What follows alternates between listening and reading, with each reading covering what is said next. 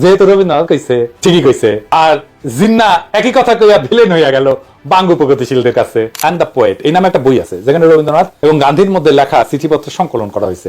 এটা সংকলক সব্যসাচী ভট্টাচার্য আর এক ভট্টাচার্য। 21শে জানুয়ারি 1918 বিহারের মতিহারি থেকে গান্ধী রবীন্দ্রনাথকে একটা চিঠি লেখে।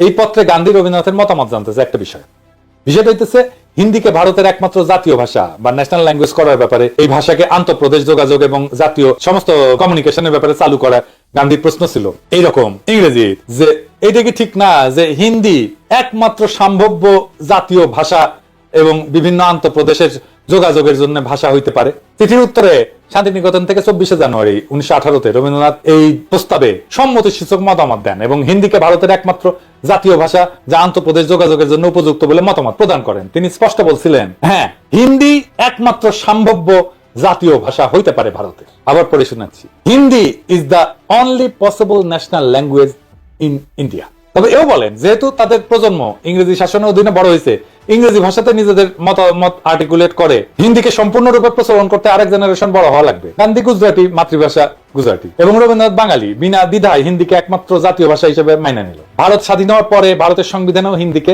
একমাত্র অফিসিয়াল ভাষা হিসেবে ঢুকানো হইল এবং এর পাশে ইংরেজিকে রাখা হইল যতদিন নতুন প্রজন্ম হিন্দি না শিখে।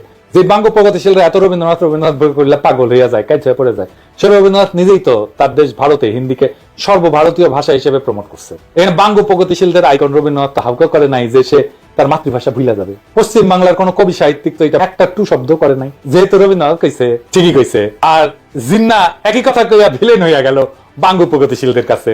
এটা কত বড় আমার বাটপার দেখেছেন।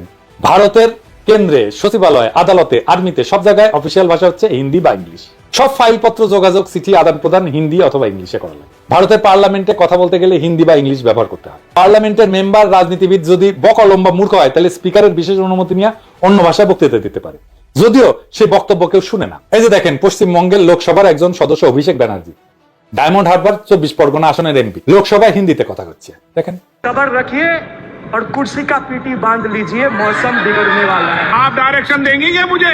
पश्चिम बंगाल के चीफ मिनिस्टर ममता बनर्जी सदन के सदस्य है नहीं है, तो उन्होंने क्यों टिप्पणी किया? বাঙ্গু প্রগতিশীলরা তো ভারত মাতার সিংহে কায়েত, এরা কিন্তু ভারত মাতার বিরুদ্ধে একটা টু শব্দ করবে না। আপনাদের কি আসলে বিশ্বাস হয় যেই সব 7 জন্মের জাউরাজ, আওয়ামী লীগ, সিপিবি, বামপন্থী বুদ্ধিজীবী সাহিত্যিক যেমন শাহরিয়ার কবির, কমিউনিস্ট মুনির চৌধুরী, যারা ভাষা আন্দোলন নিয়ে লাভাইছে, তারা কি এইটার জবাব দিতে পারবে যে যদি 47-এর দেশভাগ না হইয়া আমরা যদি অখণ্ড ভারতের অংশ হইতাম, তাহলে কেন্দ্রে অফিসিয়াল ভাষা কি হইতো? হিন্দি হইতো তো, তাই না? তো তারা কি হিন্দি ব্যবহারের বিরুদ্ধে একটা টু শব্দ করতো? তারা তো তাদের গুরুদেব রবীন্দ্রনাথের আদেশ দেখে কাইট হয়ে পড়ে যেত। আসলে তাদের সবসময় উদ্দেশ্য ছিল ভারত মাতার এজেন্ডা বাস্তবায়ন করা।